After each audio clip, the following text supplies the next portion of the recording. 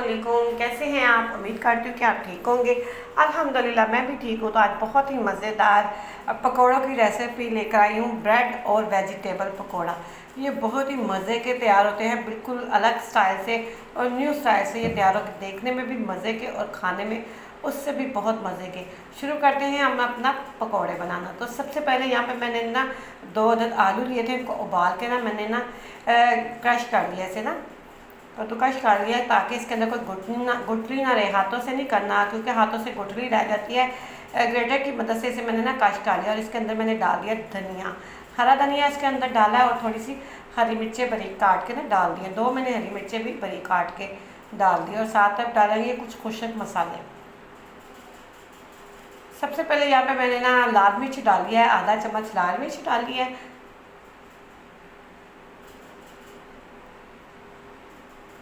और 1 चम्मच पिसा हुआ गरम मसाले का डाला, टीस्पून डाला है, छोटा चम्मच होता है ना पिसा हुआ, वो डाला मैंने साथ। और आधा टीस्पून इसके अंदर मैंने अजवाइन डाल दिया। अजवाइन डालने से इसकी बादी जो होती है ना आलू की, वो ख़त्म हो जाती है। आलू की रेसिपी में आप अजवाइन ज़रूर डाला करें। और 1 टीस्पून मैंने इसके अंदर डाल दिया पिसा हुआ धनिया। इन चीज़ों को सारी को ना मैं मिक्स कर लूँगी हाथों की मदद से। और साथ में इसके अंदर ना आधा चम्मच ना नमक डाल रही। नमक डालना मैं पहले भूल गई थी, मुझे याद आया कि मैंने नमक तो डाला नहीं। अब नमक डाल के भी अच्छी तरह से ना तमाम मसालों को आलू के अंदर ना अच्छी तरह से ना मिक्स कर लेने हैं। बहुत ही मज़ेदार से ये हमारे स्नैक्स तैयार होंगे। आप इन्हें चाय के साथ खाएं, बहुत मज़ा आएगा आपको। यहाँ पे सारे मसाले मेरे मिक्स हो गए आलू के अंदर। अब हमने क्या करना है, कुछ ब्रेड के पीस लिए हैं। ब्रेड के किनारों को मैंने सबसे पहले छुरी की मदद से काट लेना है। चारों तरफ से इसके किनारों को रिमूव कर देंगे।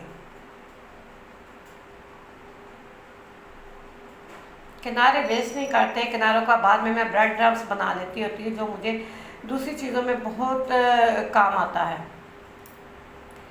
सारे ब्रेड के पीसों को मैं किनारे उतार लूँगी।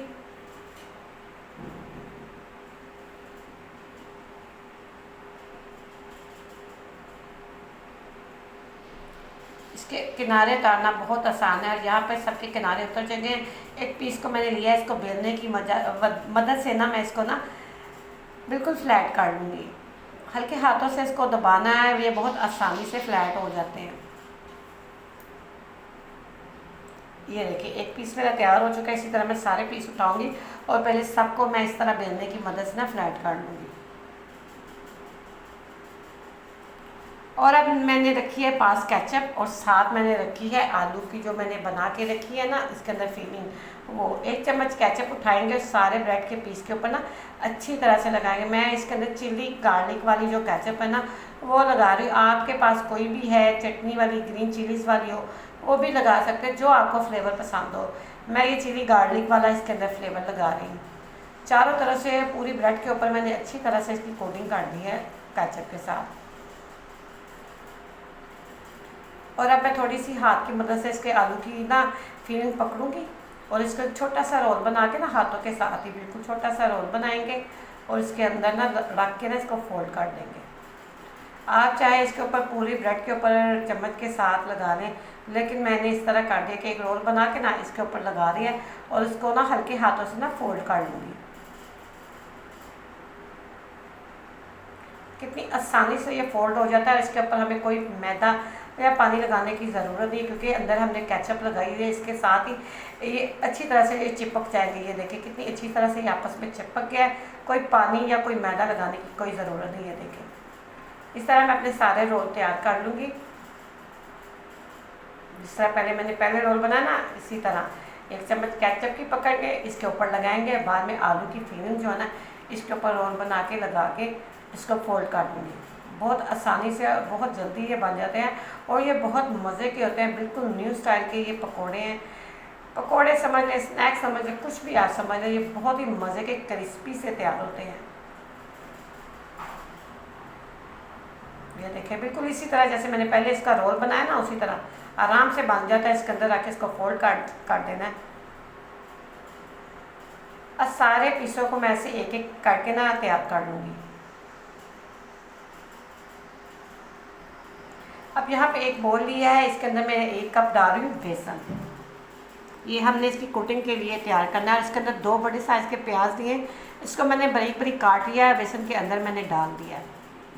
आप चाहे इसके अंदर आलू भी बारीक बारीक काट के ना डाल सकते हैं। मैंने प्याज डाला है और साथ हरा धनिया डाला है और साथ हरी मिर्चें भी डालूंगी बारीक बारीक काट के। आधा टीस्पून मैंने कुटी हुई लाल मिर्च डाली है और थोड़ा सा नमक डाला है मैंने।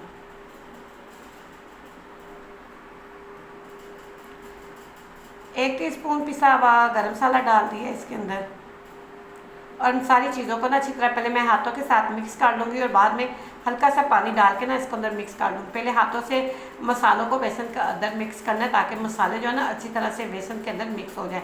अब थोड़ा थोड़ा पानी डाल के ना इसकी मैं फिलिंग तैयार कर लूँगी। ये हमने रोलों के ऊपर ना इसकी कोटिंग करनी है जिससे हमारे रोल जो है ना बहुत ही मज़े के और क्रिस्पी से और एक अलग फ्लेवर के ही तैयार होंगे।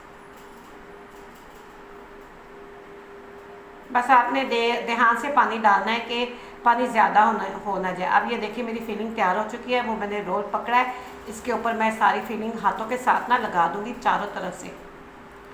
बिल्कुल न्यू स्टाइल में ये हमारे पकोड़े जो है ना वेजिटेबल वाले तैयार होंगे, जो आपको बहुत पसंद आएगी। अच्छी तरह से इसकी कोटिंग कर देनी है चारों तरफ से। ये देखिए कोटिंग हो गई, ये देखिए माशाल्लाह से। अब इस तरह सारे रोल तैयार कर लूँगी, उसे मैं फ्राई कर लूँगी। एक पैन में मैंने ऑयल पहले ही डाल के रख दिया था गरम करने के लिए और एक एक करके इसके अंदर रोल डालूँगी फ्राई करने के लिए। जितने आसानी से चले जाए आप आराम से डाल लीजिएगा।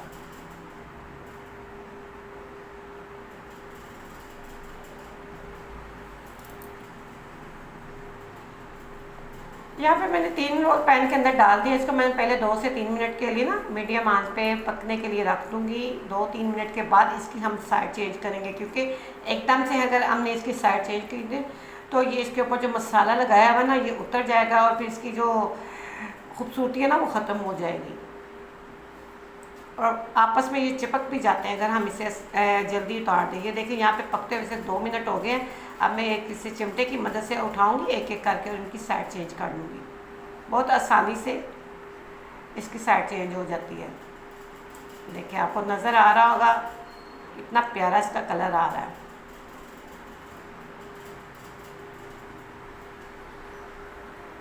इसी तरह मैं चारों तरफ से इसको ना पका लूँगी ताकि सारी तरफ जो मैंने बेसन की कोटिंग की हुई है ना अच्छी तरह से फ्राई हो जाए और इसका कच्चापन भी ना रहे। यहाँ पे देखिए मेरे रोल ना फ्राई हो चुके हैं। ये देखिए माशाल्लाह से इसका कितना अच्छा कलर आया है। मैं इसे निकाल दूँगी और बाद में जो दूसरे रोल पड़े हुए ना उनको भी मैं फ्राई कर लूँगी, बिल्कुल इसी तरह जिस तरह मैंने पहले रोल फ्राई किए हैं।